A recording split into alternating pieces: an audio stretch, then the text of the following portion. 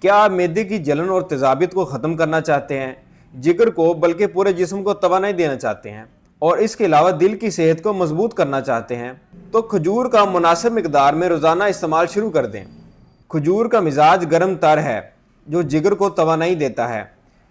جگر کو توانائی ملتی ہے تو مثانے کو بھی طاقت ملتی ہے، گردے بھی صحیح کام کرتے ہیں، معدہ بھی صحیح کام کرتا ہے۔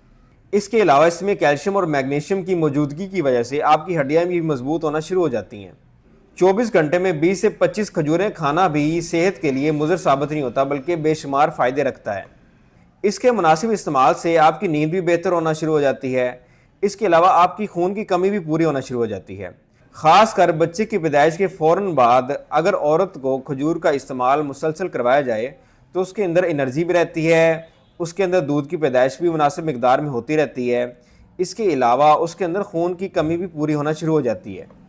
کھجور کے اتنے زیادہ فائدوں کے باوجود بھی اگر آپ کھجور استعمال نہیں کر رہے تو آپ اپنے ساتھ زیادتی کر رہے ہیں۔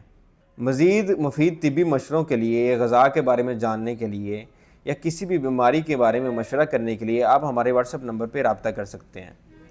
اللہ حافظ۔